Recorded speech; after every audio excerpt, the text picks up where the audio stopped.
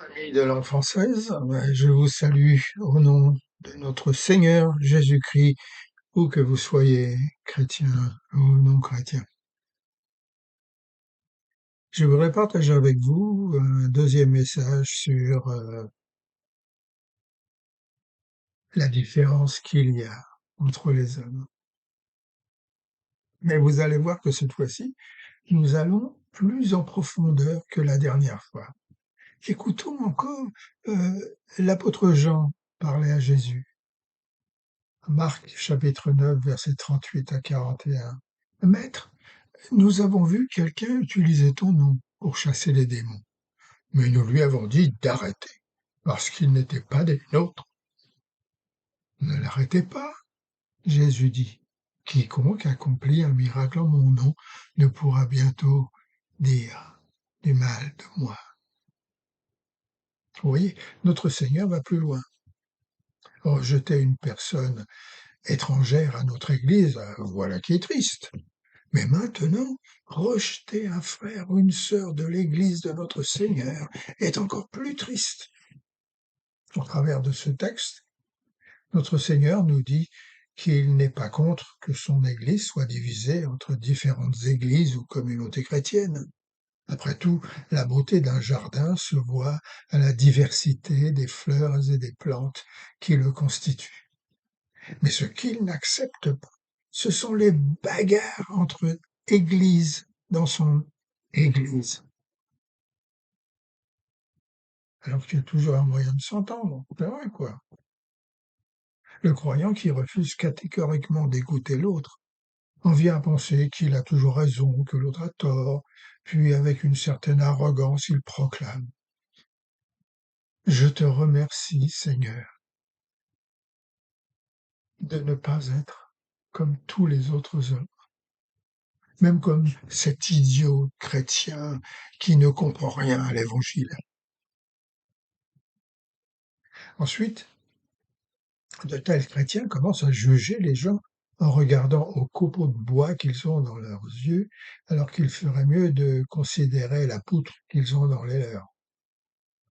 Et puis nous perdons notre sang-froid parce qu'ils ne pensent pas comme nous, ne voient pas comme nous, n'entendent pas comme nous et n'agissent pas comme nous. Vanitas, vanitatum et omnia vanitas. Seigneur, dit le père de deux des disciples du Christ, ordonne que l'un de mes deux fils soit assis à ta droite et l'autre à ta gauche, quand tu seras dans ton royaume.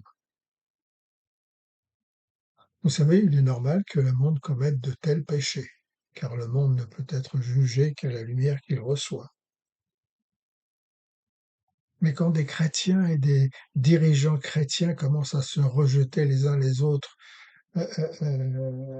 parce qu'ils se font juges, et qu'en tant que tels condamnent tous ceux qui ne pensent pas comme eux, ne parlent pas comme eux, ne vivent pas comme eux, alors cette attitude est pécheresse aux yeux de notre Seigneur. Vous avez entendu dire qu'il a été dit: aime ton prochain et hais ton ennemi. Mais moi je vous dis, dit Jésus, aimez votre ennemi et priez pour ceux qui vous persécutent, afin que vous soyez de vrais enfants de Dieu. Si vous aimez ceux qui vous aiment, quelle récompense obtenez-vous? N'est-ce pas là ce que font les percepteurs d'impôts? Et si vous ne saluez pas votre frère, que faites-vous de plus que les autres? Les gens du monde font cela. Mais mes amis, il y a pire que cela. C'est quand les chrétiens et les dirigeants chrétiens commencent à se rejeter mutuellement au nom du Christ.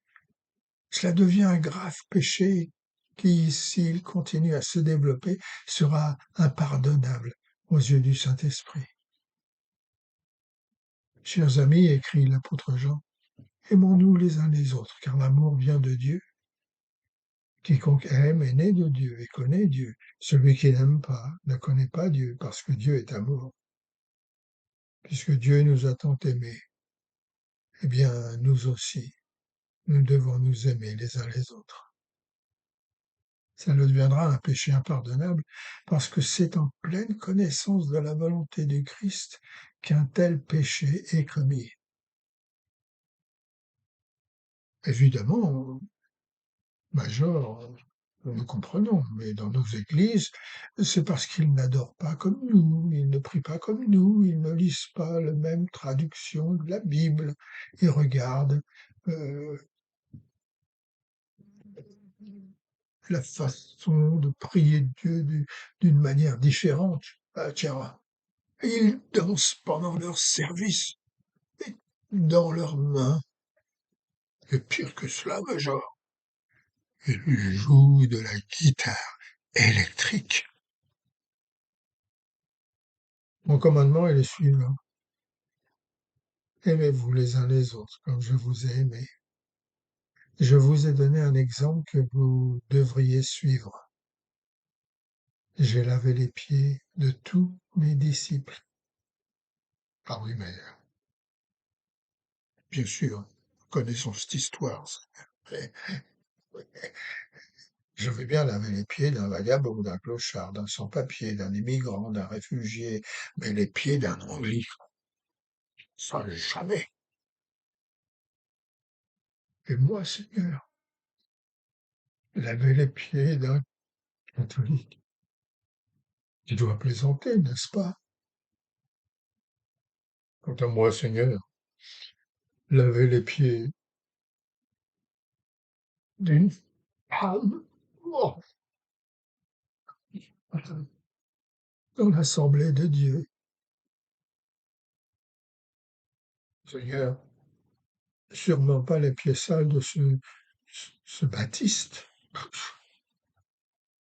Et moi, Seigneur, sûrement pas les pieds dégoûtants de ce salutiste converti alors qu'il traînait dans les caniveaux.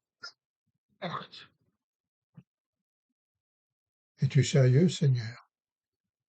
Je ne toucherai même pas les pieds de ce méthodiste. Mon éducation me l'interdit. Vous voyez, mes amis, comment pourrions-nous accepter des étrangers dans notre Église si nous ne sommes pas disposés à nous accueillir les uns les autres? Vous voyez, jusqu'à ce que nous soyons prêts à nous humilier, à nous agenouiller, à pleurer, à s'encourager, à se soutenir, à s'aimer, oui. Nous, les chrétiens de différentes dénominations, être même les dirigeants principaux de n'importe quelle église dans le monde, et inviter Christ régulièrement chez nous, nous ne serons jamais un de ses disciples si nous n'aimons pas comme lui nous a aimés. La maréchale Catherine Bowes, qui a commencé l'armée du salut en France, disait « Aimez toujours et malgré tout, il faut un cœur brisé pour aimer comme Christ nous a aimés. » Alors mes amis, n'oubliez pas, pour pouvoir accueillir un étranger, nous devons être capables de nous accueillir mutuellement.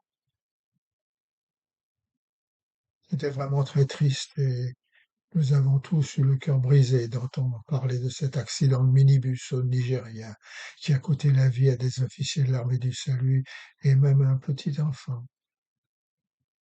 Mais merveilleux de savoir que partout dans le monde, des salutistes, des chrétiens de différentes églises ont prié et supplié le Seigneur de réconforter et de bénir ceux qui ont été directement touchés par ce terrible accident. Vous manquez d'amour vrai et pur, alors venez à Christ. Donnez-vous à lui et vous déborderez d'amour pour tous les autres humains, quels qu'ils soient.